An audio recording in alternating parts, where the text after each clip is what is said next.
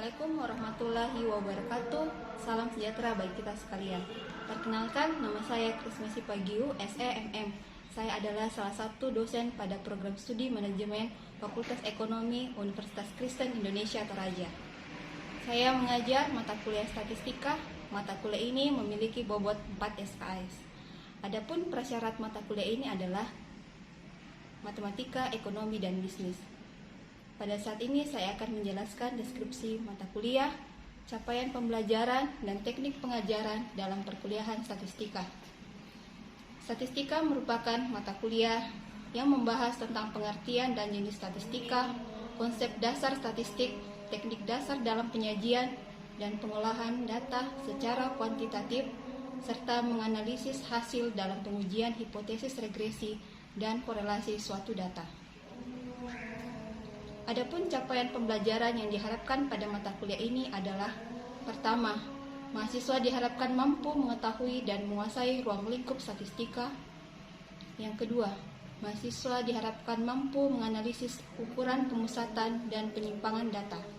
Yang ketiga, diharapkan mahasiswa mampu menganalisis pengambilan keputusan dalam pengujian hipotesis suatu data penelitian. Dan yang keempat, diharapkan mahasiswa mampu menganalisis data dengan teknik regresi dan korelasi. Untuk mencapai kemampuan tersebut, mahasiswa akan diberikan topik selama 14 kali pertemuan dalam satu semester. Adapun topik mata kuliah ini adalah: yang pertama, pengertian dan fungsi statistika; yang kedua, pengumpulan dan penyajian data; yang ketiga, ukuran pemusatan data; yang keempat, ukuran penyimpangan data; yang kelima, data berkala; yang keenam, distribusi probabilitas; yang ketujuh, pendugaan atau estimasi proporsi; yang kedelapan, pengujian hipotesis; yang kesembilan, analisis regresi; dan yang terakhir 10, analisis korelasi. Adapun teknik pengajaran dalam mata kuliah statistik dengan menggunakan metode DIA yang dikenal sebagai Delivery, Interaction, dan Assessment. Seperti yang saya kemukakan pada awal video, berikut penjelasan dari masing-masing teknik pengajaran yang saya lakukan. Pertama, delivery, yaitu bagaimana mata kuliah ini dapat tersampaikan dengan baik ke mahasiswa. Penyampaian materi kuliah ini dengan ceramah dan materi perkuliahan yang termuat dalam portal e-kampus.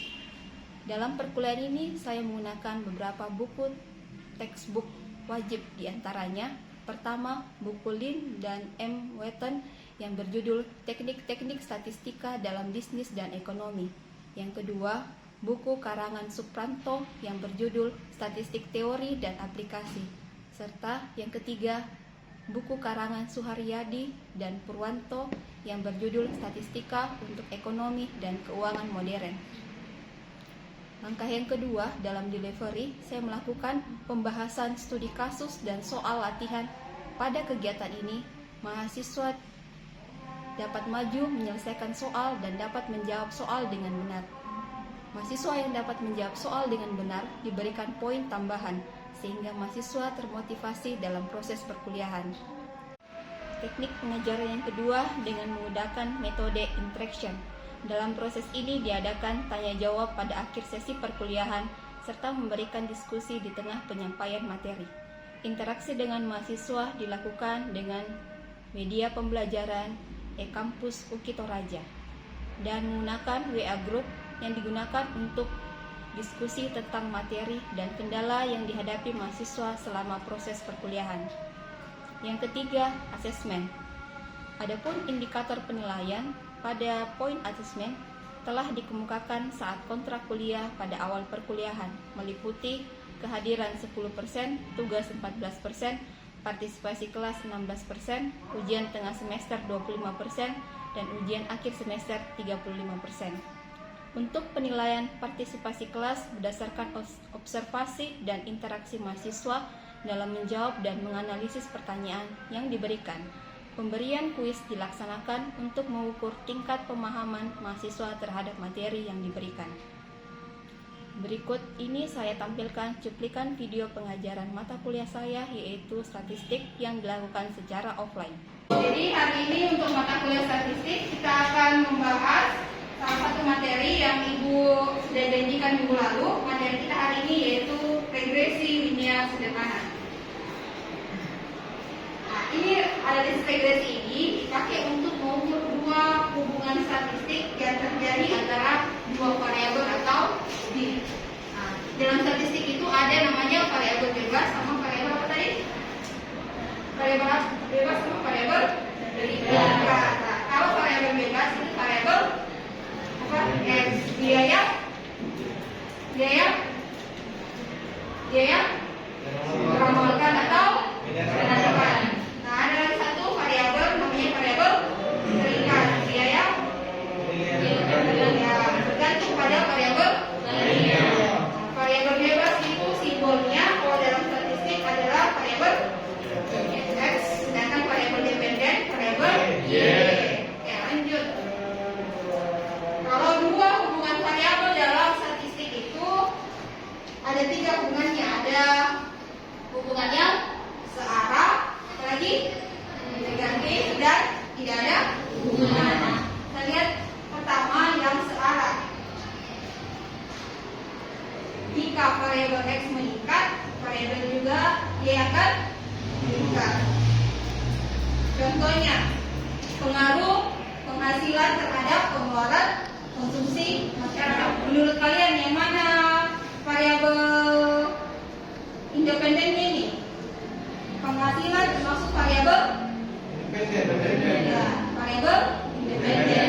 Terus apalagi satu variabel yang ada? Variabel pengeluaran masuk dalam variabel. Apa alasannya ini dikatakan hubungannya searah? Ada yang bisa kasih jawabannya? Kenapa variabel penghasilan terhadap pengeluaran konsumsi masyarakat dikatakan mempunyai hubungan yang searah? Ada yang bisa? Jika gimana? Yang tadi, yang teori yang tadi, jika penghasilan meningkat, jika penghasilan meningkat, pengeluaran juga akan meningkat.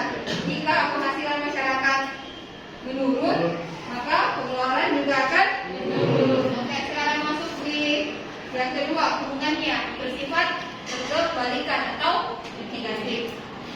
Jika variabel X-nya meningkat, variabel Y-nya akan menurun. Jika variabel X-nya menurun, Y-nya meningkat. Contohnya apa? Apa tadi contohnya? Saya bisa kasih contohnya? Yang tadi, yang sudah belajar tadi di program, apa tadi? Ketika apa tadi? Yo, ketika kalau harga barang naik, bagaimana dengan? Ya, permintaannya bagaimana? Turun. Ketika harga barang turun, hubungannya kebalikan. Masuk dalam hukum apa tadi? Permintaan. Nah, terus yang kedua, yang tidak ada hubungan. Nah, tidak ada hubungan jika variabel X-nya naik atau turun, dia tidak mempengaruhi pada variabel Y atau variabel dependen. Contohnya, hubungan antara konsumsi pangan dengan tingginya mau mahal atau murah harga barang tidak berpengaruh pada tinggi rendahnya gunung. Oke, kita masuk ke menggambar garis regresi. Ada namanya dikatakan scatter diagram. Ini ada diagram kencangnya. Kita ada diagram korelasi yang positif dari kiri atas ke kanan. Ini adalah garis yang negatif. Terus ini yang tidak ada hubungan apa-apa. Jadi mau naik mau turun variabel X tidak berpengaruh dengan variabel Y. Oke. Nah, ini adalah korelasi yang sempurna. kenaikan atau penurunan variabel berbanding dengan kenaikan dan penurunan variabel lainnya. Jadi dia korelasi sempurna. Dalam regresi ada rumusnya. Y sama dengan A tambah DX tambah N. Y tadi variabel apa? Dependen. X itu variabel dependen. A ini adalah intersect dan B adalah koefisien regresi dan E itu ada residual. Ini adalah persamaannya. Jadi untuk menentukan persamaan regresi, jadi kita tentukan dulu mana variabel independen dan variabel dependennya, terus kita tentukan nilai A sama nilai B. Ini. Untuk lebih memahami lagi materi ini, Ibu sudah buatkan satu latihan soal. Ini Ibu bacakan dulu. Berikut ini adalah data mengenai omset penjualan dan pengalaman kerja. Ada tabel dalam omset penjualan dalam ribuan rupiah dan pengalaman kerja dalam tahun. Ada yang ingin bertanya yang ini? Oke, silakan. Saya ingin bertanya, pada soal di atas bagaimana caranya menentukan mana variabel independen dan yang mana variabel dependen. Oke, terima kasih. Nah, dalam menentukan kerjakan soal ini, kita tentukan dulu mana variabel independen dan mana variabel dependen. Temannya tadi sudah bertanya, bagaimana tentukan yang mana independen, yang mana dependen. Lihat dulu, omset penjualan dia berpengaruh terhadap pengalaman kerja, atau pengalaman kerja yang mempengaruhi omset penjualan. Nah, jika pengalaman kerja semakin tinggi pengalaman kerja, omset penjualan semakin meningkat. Jadi omset pengalaman kerja itu adalah variabel apa? Yang mempengaruhi berarti dia variabel X. Dan omset penjualan itu masuk dalam variabel Y. Variabel Y adalah variabel yang mempengaruhi. Oke. Sudah mengerti itu tadi tak? Sudah. Kalau sudah, silakan kerjakan soalnya ini.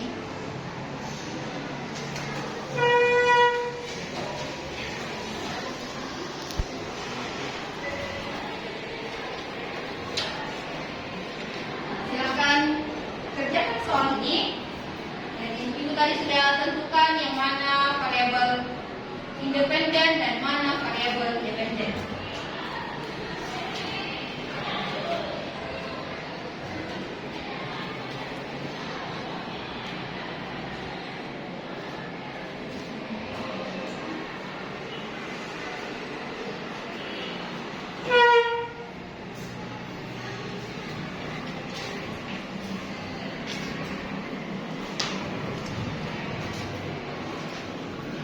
Sambil kalian mengerjakan soalnya, Ibu akan absen dulu. Dolis, Agnar, Febrianto, Lorentus, Alexander, Marshall, Adriani, Resti. Ada yang sudah bisa jawab?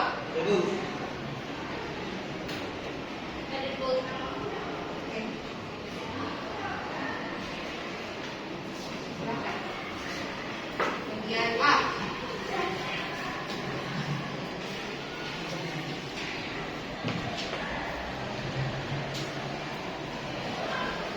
Oke, silakan perhatikan pekerjaannya temannya dan silakan cocokkan dengan pekerjaannya kalian.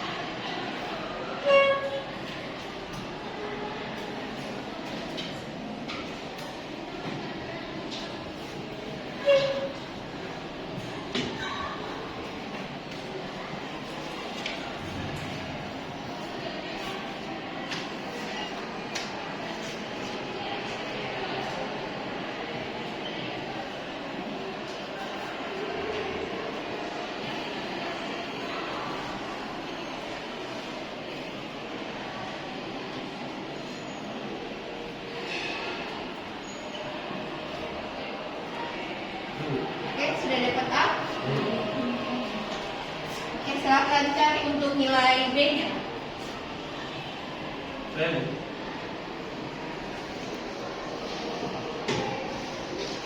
Nanti ya B-nya.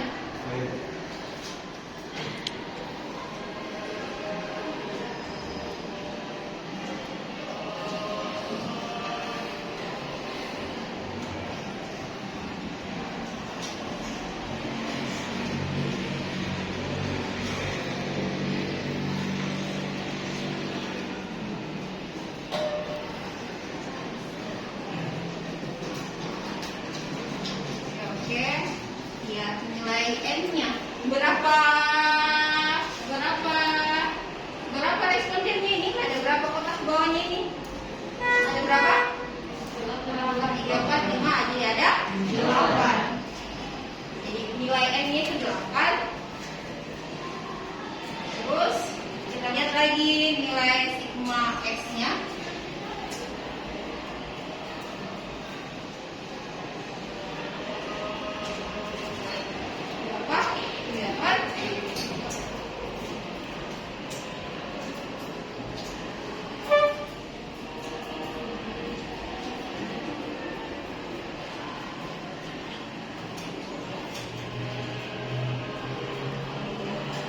Tulis persamaan regresinya, ya sama dengan